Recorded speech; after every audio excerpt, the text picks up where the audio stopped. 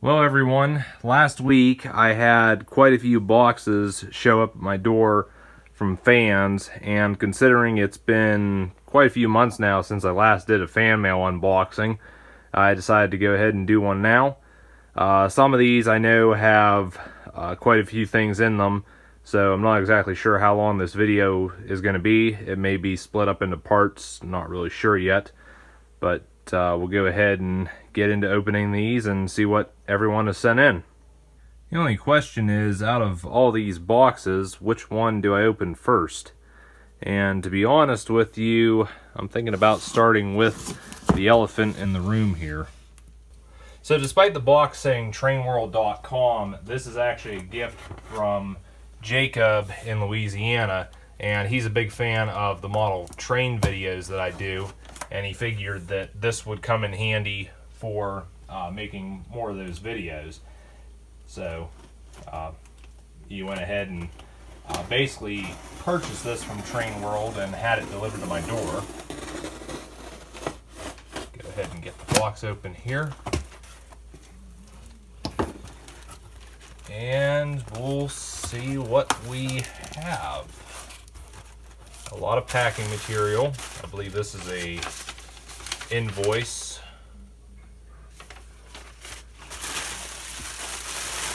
There's the usual Train World posters and everything that they sent along. Maybe we'll take a look at those. Maybe we won't. Get this out of the way. And we basically have a box inside a box. So set that aside. And here we are. So that bundle of papers there I don't think's worth looking at, so just gonna push that aside and forget about it. But I did notice that the catalog Train World sends along, it appears to have been updated. I can see there's some Christmas trains and what have you up for grabs. And this side just shows all Pico stock, but turn around to the other side, you got things from Bachmann and LGB. I don't really think there's too much different here. I've pretty much shown this quite a few times in other large-scale reviews and unboxings that I've shown, but I do think it's worth looking at again. But yeah, with that out of the way, let's go ahead and see what we got in this big box here. It's like a double unboxing. Go ahead and cut along the top here.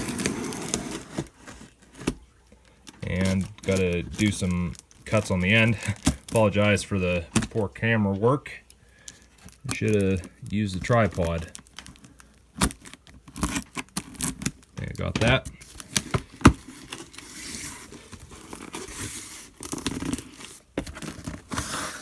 Come on. Alright, box is open. Cardboard insert here. Do you know what it is yet? Yep, we got some Bachmann large-scale brass track. I'll do the decent thing and throw the camera back on the tripod to get this track out. But really excited to get this because you can always use more brass track. Okay, there's that. A box of joiners. I think that's it. Go ahead and get this out of the bag.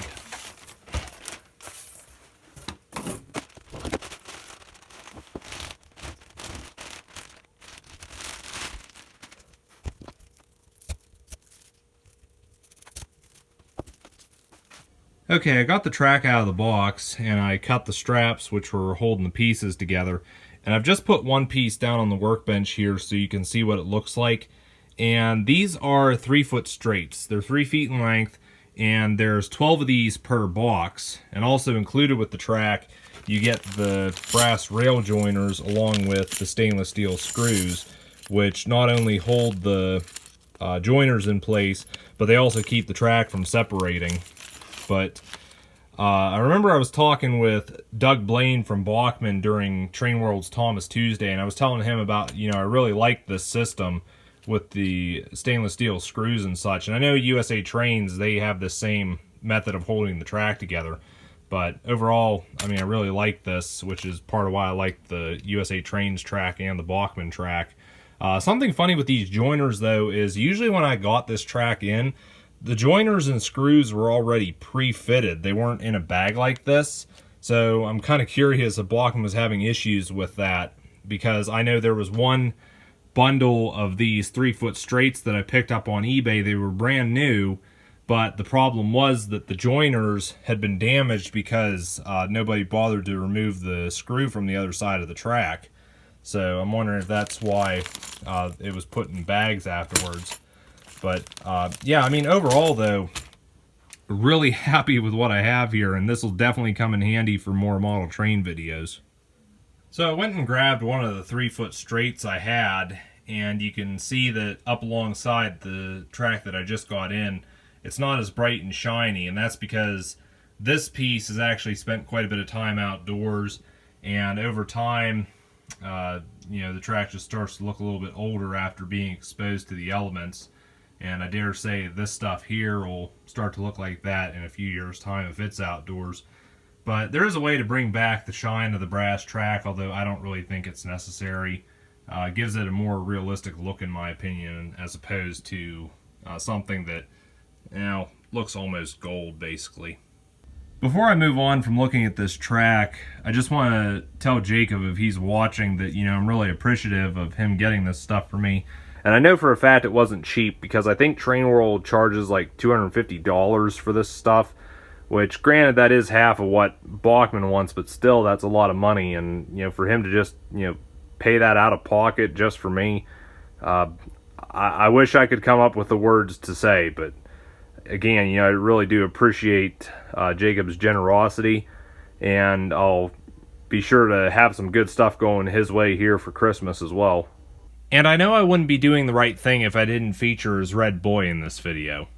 Now we've got 3 packages left, and I think the next one I'll look at is this one right here. This next box comes from Daniel in the UK, and I know he sent me some balconies for my large-scale Henrietta project, but I'm not sure if he packed anything else with those. And I notice here he's also got a little drawing of Henrietta on the address label, and I'd kind of like to try to preserve that when opening this. I don't recall getting anything packaged like this since last year when I got that one box from Rob the Red Engine. I'm not exactly sure where to cut into this thing, but probably end up destroying the box in the process. It's like the thing was basically wrapped in duct tape and wrapped in packing tape. And I hopefully don't end up cutting myself in the process. Okay, there, I think I got something started. You know, I understand you got to package these things so well to, you know, basically keep things from bursting open in transit, but geez, this seems excessive. Tell you what, this thing is putting up a fight.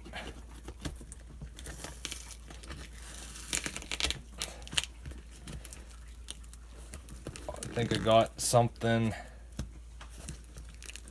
Come on. Alright, I think I got it.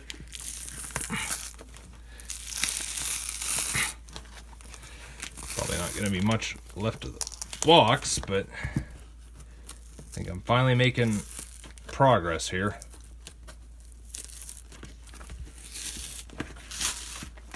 There we go. Alright. Okay, I've got this to where I can finally open the box, and those wondering, yes, I did salvage Henrietta. But go ahead and open up the box here, see what we got. The first thing is, looks like we got a letter. Okay, so Daniel writes, and he says, "Hi there, Corey. Hope this parcel finds you well, and I enjoy our interactions on lives.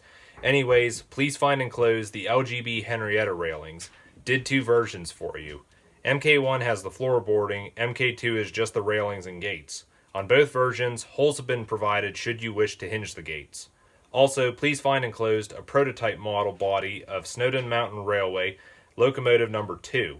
This is the 009 scale version, and I am producing them in HO00 4mm 009 scale and in 7mm O gauge.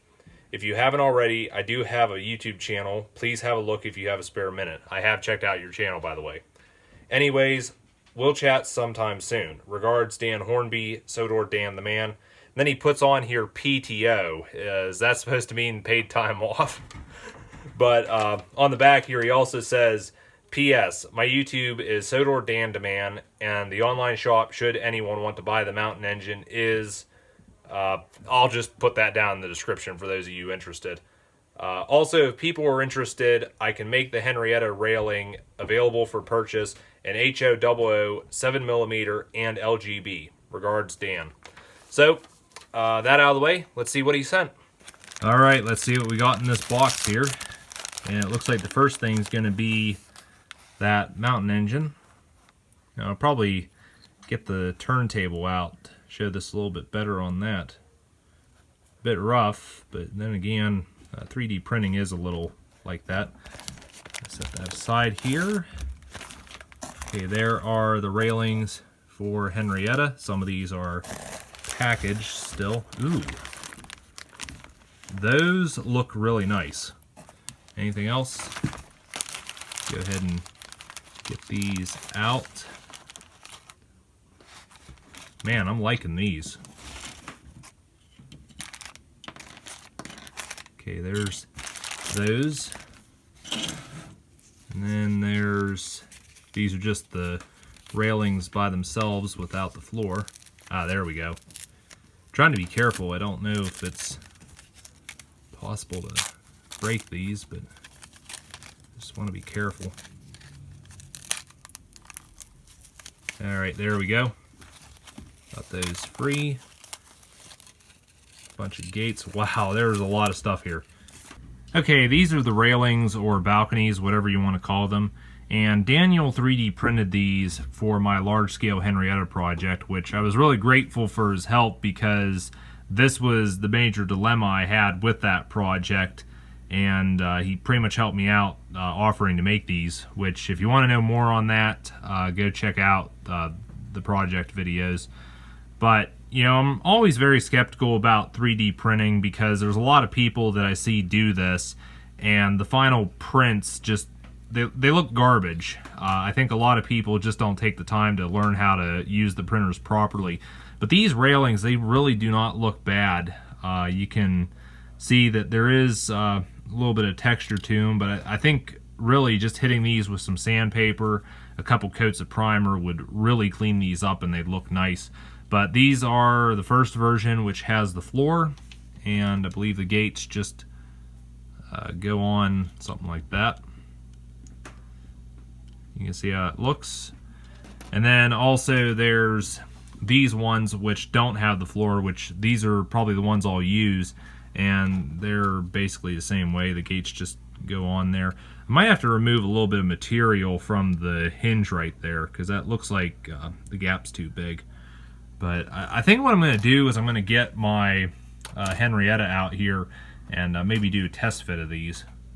So here's Henrietta at her current stage, and you can see that I've just put one of the balconies on here, and it doesn't look that great at the moment because I think there's going to be quite a bit of work to fit these properly. But here you can see basically a comparison of the old one up against the new one I've got here, and I think that's going to look much better. Although I think what I'm going to do is I'm going to cut the railings off of this balcony and then use these ones here, put those in place, because I want to try to keep these steps, and you know, just end up using this floor considering it's already got the one notch right there for the door hinge. But I mean, overall, you know, I really like the way this is looking, and I think these balconies are gonna work well for this project, and who knows, maybe I'll be able to have part 3 of this project up before Christmas. Now this is the 009 body shell that Daniel sent along, and you'll probably notice right away that the finish on this is really rough. The print is obviously not the best, but keep in mind we are dealing with a prototype here, and I'm sure the final product looks a lot better than this. But the design's really nice though. You can see we got the slanted boiler. I do like the addition of the window framing. There's name, number, and looks like builder plates. The open cab's a really positive thing, and you could definitely fit a crew in there and detail the boiler backhead. There are some grab handles from the looks of it. And on the front here, I noticed there's holes possibly to fit lights in this maybe. But, you know, I'm thinking I may have plans for this prototype shell possibly. Maybe I'll talk with Daniel a little bit about that. But if you want to get your hands on one of these, I mentioned earlier, I will leave a link down in the description if you want to get one for yourself. Like I said before, this prototype's rough, but I'm pretty sure the final product looks a lot better. I thought it'd be interesting to do a side-by-side comparison of this body shell up against one of the Ertl Mountain engines, and I've chose Godred just because he looks similar to this, and that's actually what I was thinking about when I first saw this shell here. But you can see, obviously, there's a size difference because this is made to 009, whereas this is, well, just whatever scale Ertl went with. But, you know, really like the look of that 3D printed body shell. Who knows, maybe the way this is, you could actually make a Godred out of it. But yeah, I don't know if there was really any point to this. I just thought it'd be interesting to, put the two side by side and see what they look like. So there's another look at everything that Daniel sent. And like I said before, really happy to have these balconies for Henrietta. I can finally get back to work on that project again. And also really appreciative to have this 009 engine shell here. Like I said, I may have a use for that. But Daniel, if you're watching, again, thank you for making these balconies for me. You definitely helped me out of a sticky situation, to say the least. And like I mentioned, hopefully get back to work on that project and maybe have Henrietta done before the train shows start up next year. That is, if we all get back to our normal lives at some point. So I've got 2 more boxes here left to open, and so far quite a few great things have come out of the boxes that I've already opened. As you just saw, some really great 3D printed parts from Daniel, and also 36 feet of Bachmann brass track from Jacob. But this video is starting to drag out a little longer than I'd like it to, and that being the case, I'm going to go ahead and cut it here, and we'll pick up opening these 2 boxes in part 2. And I think we'll start with this one here next time, because I know there's a mixed bundle of stuff in that one. I want to go ahead and try to change it up a bit here, since we've mainly just been looking at model train stuff. But yeah, like I said, going to go ahead and pick things up here in part 2. So I'll see you guys then.